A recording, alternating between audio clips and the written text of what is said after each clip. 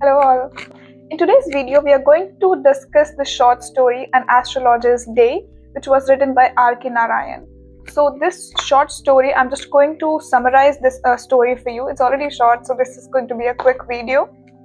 So the story, it revolves around a nameless male. He is the protagonist of our book, our story, and he has never been given a name throughout this whole story.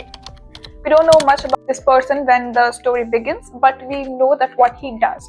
So the setting which we have about this protagonist is that he goes to the town hall every day, and then there are other shops which are of, let's say, a chaat chapati shop, or there are other games and stuff to play where he goes, and then he just sits there. So usually because this chaat wala is also there, so people flock to that area. That's how he gets customers of his own.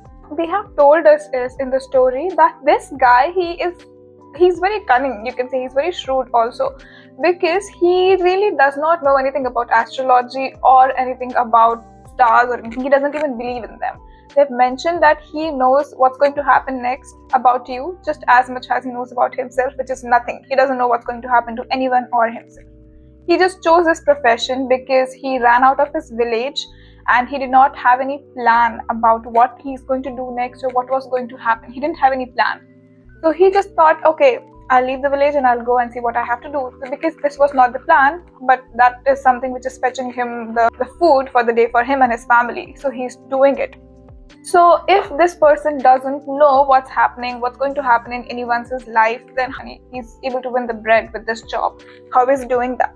What he does exactly is that he will sit for at least 10 minutes and let the other person speak. So whoever comes to him, he will let them speak for at least good 10 minutes, and then he can kind of gauge of what this person is going through, and then he has his 3-4 prototype answers or statements which he always uses.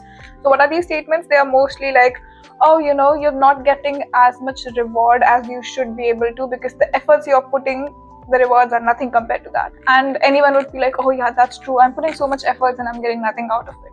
Or he would say stuff like, oh, there has been a woman in your clan, a relative or some far-off woman who was not very properly, and that's why she's hurting you and your family, and that's why these problems are coming to you.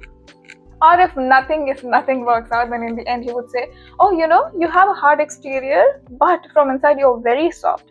And it's because this Saturn you have in your stars or in your alignment, that's why this is all happening. So any person, even if he's the most cruelest person on earth, if he hears that, oh yeah, I know I'm hard from outside, but from inside I'm a very soft person, this would soften anyone. So this is what he does. So you can see he's very clever and cunning, and that's how he earns his bread with astrology. So this is the nature or the setting of the protagonist which we have. What happens is next, which actually starts the story, that a person comes to him, right? And I'll set the day for you. It's already evening and the sun is about to set. He's about to close his shop and he's about to go. This man comes, and so this astrologer, he asks him, come, I'll sit, I'll tell you something. And then he starts with, oh, I can see in your lines. And this guy, the one who just came to him, he just interrupts him. He tells him, I don't need all this, I don't want all this drama. Just tell me that the thing which I came to do here, the task which I'm here for, am I going to be able to do it? Am I going to be able to achieve what I wanted to achieve? And this astrologer, he's just taken aback. He looks for a while and then he says, okay, you sit here. If I'm able to answer all your questions, then you will give me money. So with all this quarrel and everything, that this guy being so rude, the astrologer, he refuses to tell him the future or refuses to look at his hand, and he's like, you know what, just go home, I don't want to tell you anything.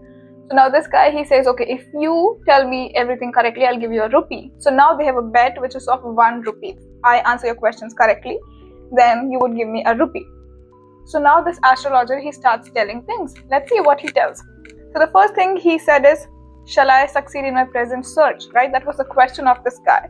So then our protagonist, this astrologer, he responds with, you know what? I can see that you were left for dead. Okay, now this guy, he gasps. And then this astrologer says, I can see that once a knife has passed through you. And then this astrologer says that you were pushed into a well and then you were left for dead over there. I'm laughing, it's creepy. But The point is that this astrologer is telling so many things which how would he know, because it just in the beginning of the story we were told that he doesn't know anything. He's just doing it with the experience and with the human psychology that he is aware of. So now this guy, he's really stunned, and even other people around, they have gathered to see what is this going on, right? Because everyone is so curious. Now this guy, he says, will I be able to get him, right? Because that's what he came here for. So then this astrologer, he responds with, you will get to him, but in the next world, because he's already dead. 4 months back, he died in an accident. So now this guy, he is kind of pissed because he wanted to take revenge, but he won't be able to do so. Now this astrologer says, Guru Nayak, and this guy is even more stunned. How do you know my name? And this astrologer says, Guru Nayak, I'm telling you something which is very important. Your life is in danger. If you want to stay alive, go back to your village. Do not come in any case towards south, right? Do not travel southwards ever. And this guy is like, why would I even leave my village? Because I just came here to take revenge. I love my village. I'd be there. So I wouldn't come here anyway. And then this astrologer says, fine, you just go back to your village, take the next train, go back to your village and do not come back ever, and then you will live to be 100. Okay. Now this guy, he's quite satisfied with what's happening, but he's still a little bit like he's angry about that he wasn't able to take the revenge. So he says, but at least tell me that that guy who tried to kill me was given a painful death, because he deserved that. So this astrologer responds with, yes, he was crushed under a lorry, which would have been very painful. Now this guy, he's happy that, okay, the one who tried to kill him is dead, and this guy, he goes back. Now our astrologer, he comes home to his wife, and his wife is like, oh, you're so late again. Now we are all curious of what exactly happened. How did this guy who doesn't know anything suddenly knows everything, including his name and all? So now this astrologer, he tells his wife that take all this money, right? He just like throws these coins at her and says, count how many is it? But it was only 12.5 paisa. It wasn't a rupee as he was promised. So now he's pissed and he's like, oh, that bloody fool, he cheated me. You know, that this guy, the scoundrel, he cheated me and he promised me 1 rupee, but this is not 1 rupee. This wife was like, okay, what happened? Like, who gave you this much money? Like, even this money is a lot. So he's like, oh, you don't know. When I was young and I was drunk and I used to squabble and quarrel with my friends and we were gambling. At that time, we had a fight with a guy and I put a knife through his body and we were scared that he would have died. So we just pushed him in a well and then we ran from there. And because I knew that people would kill me, so I left the village and I came here to the city, and that's why I'm married to you and we are living a life here rather than me being back in the village. So till now, I was really scared that I have blood of someone on my head, that I killed someone. Of course, he would be very much in guilt. He was young and he did those things, but he was guilty. And he's like, oh, at least that blood is off of my head now, because that person is very much alive and he's healthy and he's good. So at least today, I got to know something, right? And then he slept. That's it. That's the story.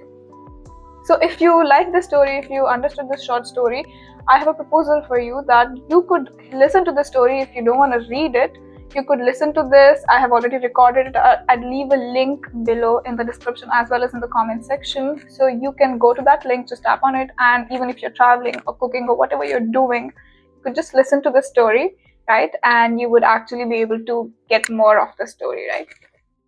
So I hope you enjoyed this video. If you did so, you know the drill, right? Just subscribe to the channel and leave a comment below so I know that you enjoyed this video.